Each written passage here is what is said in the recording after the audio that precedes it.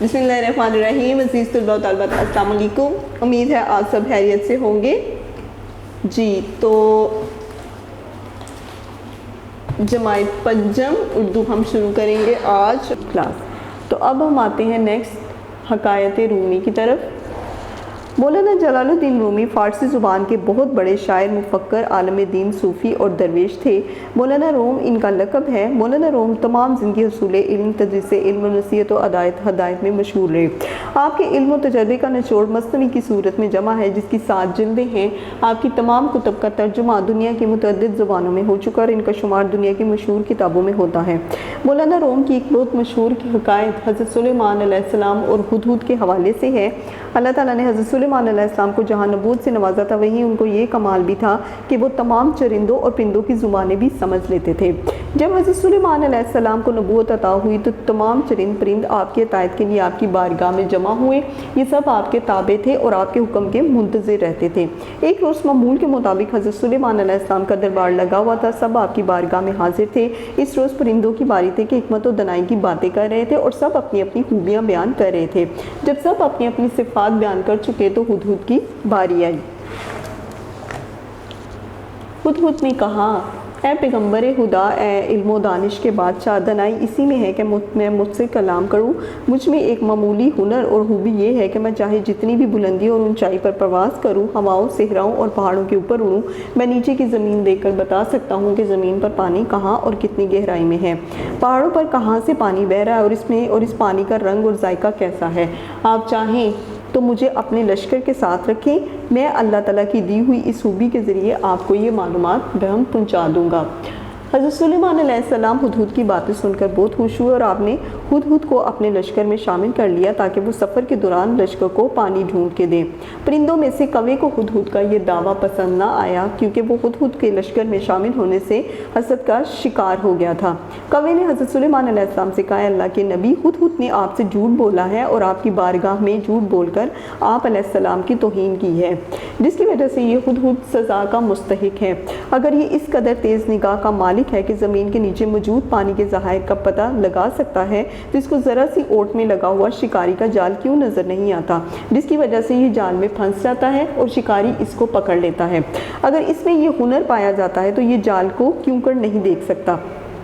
حضرت سلیمان علیہ السلام نے ہدہد سے کہا، اس نے کوے کی بات سنی ہے، اس لیے آپ کوے کو تسلی بخش جواب بھی دیں اور اپنے دعوے کی سچائی کو برقرار رکھے، ورنہ سزا کے لیے تیار ہو جائے. ہدہد نے بہت اطمینان سے حضرت سلیمان علیہ السلام کو مخاطب کیا اور کہا، اللہ کے رسول علیہ السلام، اس کوے نے میرے بارے میں جو کچھ کہا وہ سراسر جھوٹ، غلط بیانی اور حسد پر مبنی ہے.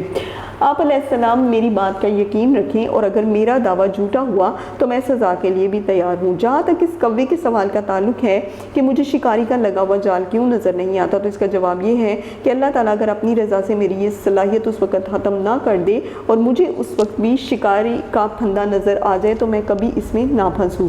میرے دیکھنے کی صلاحیت اس وقت اللہ کے حکم سے سلب کر لی جاتی ہے.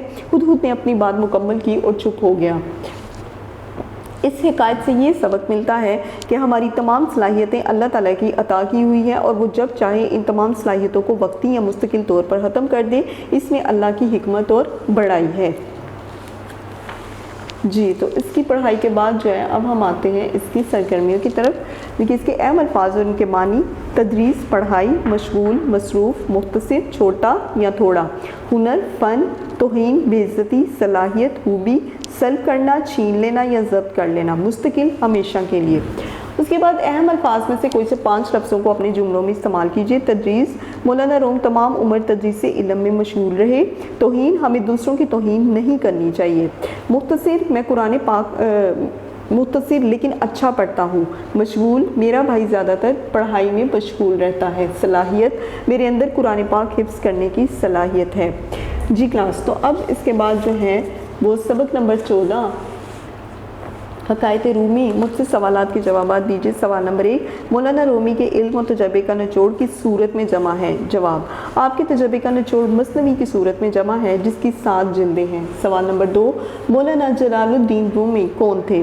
مولانا جلال الدین رومی بہت بڑے شاعر، مفکر اور عالم دین، صوفی اور درویش تھے. سوال نمبر 3، ہدہد نے اپنی کیا خوبی بیان کی ہے؟ میں چاہے جتنی بھی بلندیوں پر اڑوں، ہواؤں، صحراؤں اور پہاڑیوں کے اوپر اڑوں، میں نیچے دیکھ کر بتا سکتی ہوں کہ زمین میں پانی کتنی گہرائی میں ہے، پانی کہاں سے بہ رہا ہے اور اس میں پانی کا رنگ اور ذائقہ کیسا ہے۔ کبھی نے ہدہد پر کیا اعتراض کیا؟ کبھی نے حضرت سلیمان سے کہا کہ ہدہد نے آپ سے جھوٹ بولا ہے اور آپ کی بارگاہ کی توہین کی ہے، اگر ایسی بات ہے تو اسے زمین پر بچھا جال کیوں نظر نہیں آتا؟ پھر اس کے بعد سوال نمبر 5، ہدہد نے کوے کے اعتراض کا کیا جواب دیا؟ اس کا جواب یہ ہے کہ اگر اللہ تعالیٰ اپنی رضا سے میری یہ صلاحیت اس وقت ختم نہ کر دے اور مجھے اس وقت بھی شکاری کا پھندا نظر آ جائے تو میں کبھی اس میں نہ پھنسوں، میری دیکھنے کی صلاحیت اللہ کے حکم سے سلب کر لی جاتی ہے۔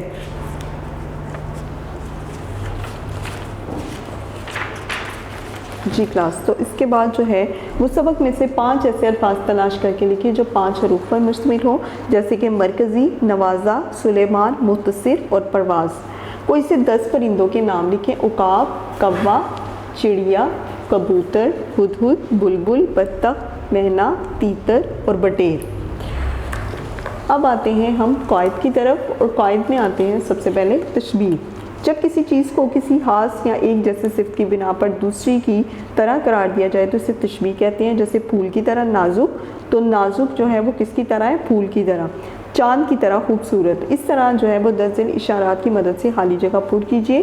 ڈیش کی طرح بہادر، شیر کی طرح بہادر، ڈیش کی طرح سفید، دودھ کی طرح سفید، ڈیش کی طرح کھٹا، لیموں کی طرح کھٹا، ڈیش کی طرح رٹو، طوطے کی طرح رٹو، ڈیش کی طرح کالا، کوے کی طرح کالا، ڈیش کی طرح روشن، سورج کی طرح روشن۔ تو اس کے بعد فعل ماضی، حال اور مستقبل کے 2 جملے لکھے، یعنی کہ فعل ماضی ہے، کل بارش ہوئی تو یہ کل کی بات ہے، تو یہ ماضی ہے۔ پچھلے ہفتے ہم لاہور گئے تھے، تو یہ بھی پچھلے ہفتے کا ذکر ہے، اس کا مطلب ہے یہ بھی فعل ماضی کا جملہ ہے۔ فعل حال، میں صبح سے پڑھ رہا ہوں، میں صبح سے پڑھ رہا ہوں، تو یہ فعل حال کی بات ہے۔ احمد آم کھا رہا ہے، تو یہ بھی حال ہی کا ذکر ہو رہا ہے۔ اس کے بعد فعل مستقبل، ہم کل ملتان جائیں گے، فعل مستقبل یعنی کہ کل ہم جائیں گے، یہ آنے والے دن کی بات ہو رہی ہے۔ ستمبر کے مہینے میں ہم اسکول جائیں گے، تو ستمبر کے مہینے میں ہم اسکول جائیں گے، تو یہ بھی آنے والے دن کی بات ہو رہی ہے۔ جی کلاس، تو اب ہم آگے پڑھتے ہیں سبق نمبر 15، جو کہ ہمارا سبق نمبر صفحہ نمبر 60 پر ہے۔ یہ سبق کھولتے پانی کا انصاف۔ پرانے زمانے کی بات ہے کہ کسی ملک پر ایک عادل اور دانا بادشاہ حکومت کرتا تھا۔ ایک دفعہ 2 غریب آدمی کسی دوسرے ملک سے کام کے سلسلے میں اس بادشاہ کے ملک آئے۔ شروع میں تو ان غریب لوگوں کو کوئی کام نہیں ملا، وہ چھوٹے موٹے کام کر کے گزر بسر کرتے تھے۔ وہ اپنی ضروریات پر کم سے کم خرچ کرتے اور باقی رقم بچا لیتے۔ جب ان کے پاس کچھ پیسے جمع ہو گئے تو انہوں نے گوشت کا کاروبار شروع کیا اور قصاب کا پیشہ اپنا لیا۔ کچھ عرصے کے بعد ان کے پاس کافی سارا مال جمع ہو گیا۔ انہوں نے فیصلہ کیا کہ اب اپنے ملک واپس چلے جائیں گے۔ راستے میں دونوں کو ایک فقیر نظر آیا جو درد بھری آواز میں صدا دے رہا تھا، افسوس، قسمت نے مجھ سے میری آنکھوں کی روشنی چھین لی، جس کی وجہ سے میرا سارا مال و دولت بھی مجھ سے چھن گیا۔ کاش ایک بار مجھے میرے اپنے ہاتھ پر پیسے رکھنے کا موقع مل جائے۔ وہ فقیر بار بار یہی صدا دے رہا تھا۔ ان دونوں آدمیوں نے فقیر سے پوچھا، بابا تم کون ہو اور بار بار ایک ہی بات کیوں دہرا رہے ہو؟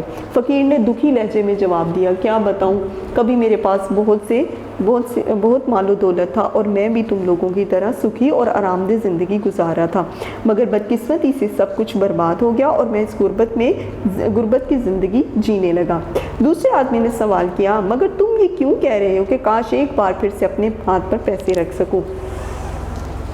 فقیر نے کہا، وہ اس لیے کہ ایک وقت تھا کہ میرے ہاتھوں میں ہزاروں روپے ہوتے تھے، لیکن اب میرے پاس کچھ نہیں ہے، اس لیے میرا دل چاہتا ہے کہ اپنا نہ صحیح دوسروں کا روپیہ ہی اپنے ہاتھ پر رکھ کر خوش ہو جاؤں۔ وہ دونوں آدمی بہت رحم دل تھے، انہیں اس فقیر پر بہت دکھ ہوا اور انہوں نے آپس میں مشورے کے بعد اپنے تھیلے میں سے بہت سے روپوں سے بھری ہوئی ایک تھیلی اس اندھے فقیر کے ہاتھ پر رکھ دی۔ فقیر بہت خوش ہوا اور تھیلی کو کھول کر اس میں موجود سکوں کو ٹٹولنے لگا۔ تھوڑی دیر کے بعد آدمیوں نے اپنی تھیلی واپس مانگی تو فقیر نے جھٹ سے کہا، کون سی تھیلی، کس کی تھیلی؟ دونوں آدمی ہکا بکا رہ گئے۔ جب انہوں نے اپنی تھیلی فقیر سے واپس لینا چاہی تو فقیر نے تھیلی کو مضبوطی سے پکڑ لیا اور زور زور سے چلانے لگا، لوگوں میری مدد کرو، یہ دونوں ڈاکو مجھے لوٹ رہے ہیں۔ لوگ فقیر کی آواز سن کر دوڑے چلے آئے۔ دونوں آدمیوں نے سب کو ساری کہانی سنائی، مگر لوگوں کو یقین نہ آیا اور آخر کار یہ معاملہ بادشاہ کے دربار تک پہنچ گیا۔ بادشاہ، عبد الرحمن نے پہلے فقیر کا بیان سنا اور اس کے بعد دونوں آدمیوں کی بات سنی۔ اس کے بعد بادشاہ کافی دیر تک غور و خوض کرتا رہا۔ بادشاہ نے اپنے سپاہیوں کو حکم دیا کہ ایک کڑھائی لائی جائے اور اس میں پانی کو گرم کیا جائے۔ دونوں آدمیوں نے بادشاہ کا حکم سنا تو وہ ڈر گئے کہ کہیں بادشاہ انہیں کھولتے ہوئے پانی میں ڈال کر موت کا حکم نہ سنا دے۔ جب کڑھائی میں پانی کھولنے لگ گیا تو بادشاہ نے حکم دیا کہ تھیلی کھول کر تمام سکوں کو پانی میں ڈال دیا جائے۔ بادشاہ کے حکم کی تعمیل ہوئی اور تمام سکوں کو پانی میں ڈال دیا گیا۔ بادشاہ نے حکم دیا کہ سب لوگ کڑاہی سے دور چلے جائیں۔ جب سب لوگ کڑاہی سے دور چلے گئے تو بادشاہ اپنی جگہ سے اٹھ کر کڑاہی کے پاس آیا اور غور سے کھولتے ہوئے پانی کو دیکھنے لگا اور پھر واپس جا کر اپنے تخت پر بیٹھ گیا۔ اس کے بعد بادشاہ نے حکم دیا کہ کڑاہی سے تمام سکے نکال کر ان دونوں آدمیوں کے حوالے کیے جائیں اور اس جھوٹے اور مکار فقیر کو قید خانے میں ڈال دیا جائے۔ بادشاہ کا فیصلہ سن کر دونوں آدمی بہت خوش ہوئے اور وہ دونوں اپنا تمام مال لے کر اپنے ملک کی طرف روانہ ہو گئے۔ بادشاہ کے دربار میں ہر شخص حیران تھا کہ آخر بادشاہ کو کیسے پتہ چلا کہ وہ پیسہ ان دو آدمیوں کا تھا، فقیر کا نہیں۔ آخر وزیر نے ہمت کر کے بادشاہ سے سوال کیا تو بادشاہ نے جواب دیا، ہم نے جب سکوں کو گرم پانی میں ڈالا تو پانی کی سطح میں گوشت کی چکنائی نظر آئی تو ہمیں اندازہ ہو گیا کہ یہ پیسے ان دونوں آدمیوں کے ہی ہیں جو کہ انہوں نے گوشت بیچ بیچ کر جمع کیے ہیں۔ بادشاہ کا جواب سن کر دربار میں موجود ہر شخص بادشاہ کی دنائی اور انصاف پسندی پر اش اش کر اٹھا۔ جی کلاس، تو اب اس کے بعد آتے ہیں ہم اس کی سرگرمیوں کی طرف۔ اہم الفاظ اور ان کے معنی: عادل، عدل کرنے والا، دانا، عقل مند، سکھی، پرسکون، غور و خوض، سوچ بچار، مکار، دھوکے باز، اشش کرنا، تعریف کرنا۔ اہم الفاظ میں سے کوئی سے 4 لفظوں کو اپنے جملوں میں استعمال کیجیے۔